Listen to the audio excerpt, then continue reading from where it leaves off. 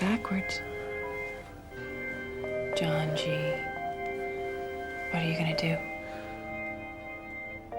I'm gonna kill him. 우리의 기억은 과연 믿을 수 있는 건가요?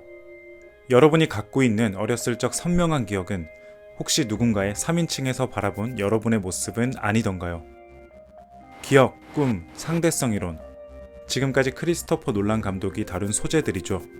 이번 그의 신작은 그냥 읽어도 테넷, 거꾸로 읽어도 테넷인 것에서 유추해 볼 수 있듯 양자역학에 대한 이야기일까요?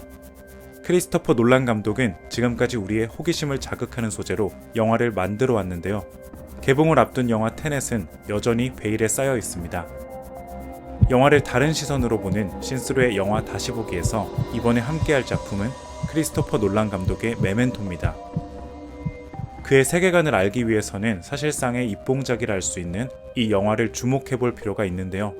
플롯의 마법사라 불리는 그가 영화의 이야기를 이리도 어렵게 풀어내는 까닭은 단순 재미를 위한 반전 때문이 아니라 대부분 주인공의 심리 상태에 관객이 동화되기를 바래서인데요. 특히 메멘토는 내용을 알고 봐도 겨우 이해할까 말까한 영화이기도 합니다. 이번 영화에서는 간단하게 영화 메멘토의 이야기 구조를 살펴보고 크리스토퍼 놀란 감독이 의식에 대해 어떤 생각을 갖고 있는지 제 의견을 말해보려 합니다. 당연히 스포일러가 포함되어 있고요. 아마 인셉션이나 인터스텔라 뿐만 아니라 최신작 테넷을 감상하실 때도 어쩌면 조금은 도움이 될지도 모르니 재밌게 봐주시기 바랍니다.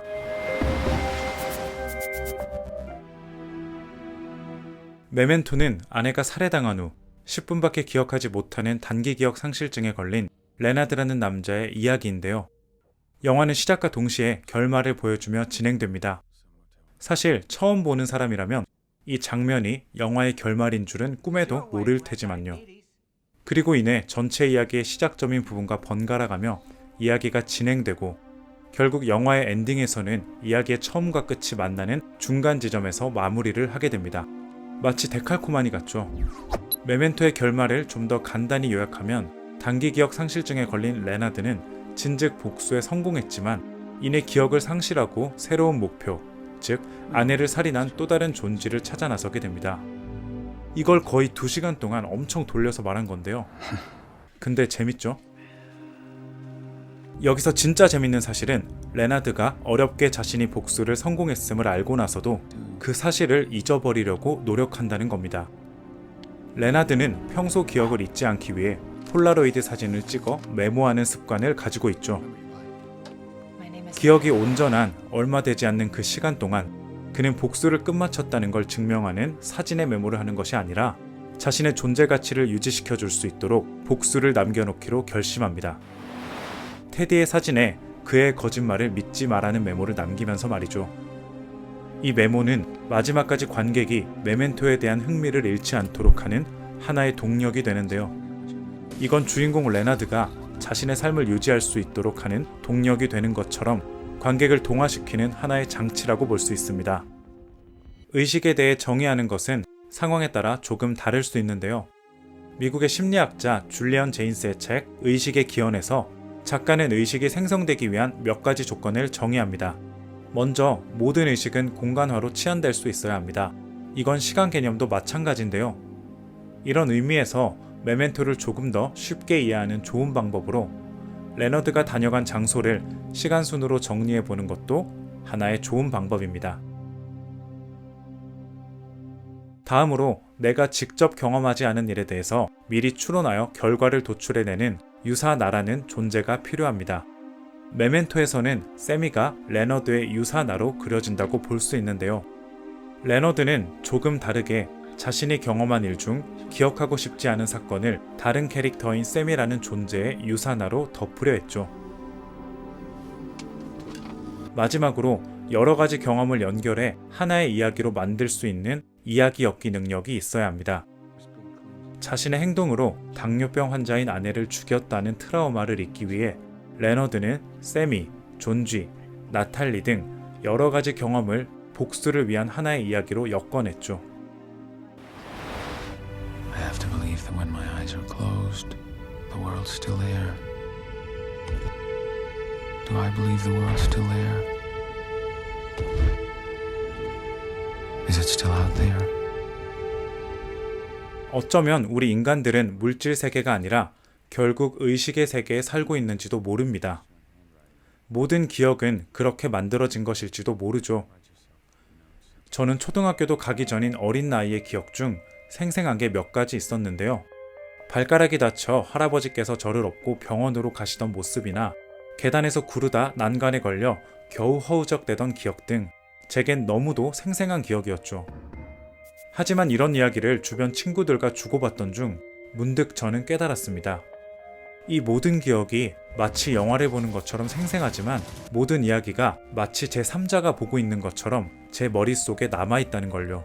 그 기억 속에 저는 3인칭이었습니다. 제 시선이 아니었던 거죠. 물론 이건 제 경험이기에 다른 분들의 기억이란 건 다를 수 있습니다. 하지만 우리가 갖고 있는 많은 기억들은 대부분 시간이 지나면서 최소한의 정보 위에 영화나 책 등 외부로부터 받아들인 장면을 덧씌우고 내부로부터 희망하는 사항을 하나하나 적용시키며 완성됩니다. 크리스토퍼 놀란의 영화 메멘토처럼 주인공이 희망하는 대로 그의 의식은 구성되어 가고, 인셉션처럼 외부로부터 주입된 정보가 또 다른 의식을 구성하기도 하는 거죠.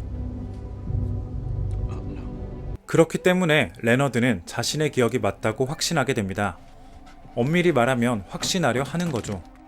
우리가 확실하다 생각하며 내기를 하다 처참하게 지고 마는 것처럼 레너드 역시 사실처럼 여겨지는 작은 기억에 확신을 가지려 합니다. 그러나 영화에서 보여지는 것만으론 사실 우리는 어떠한 것도 판단할 수 없습니다.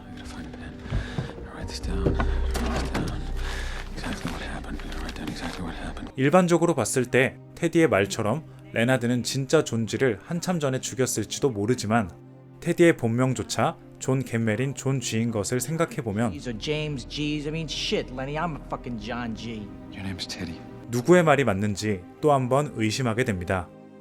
You think I just want another puzzle to solve?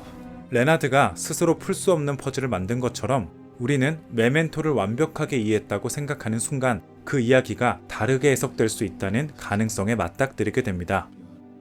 테디가 존 G가 아니라고 확신할 수 있나요?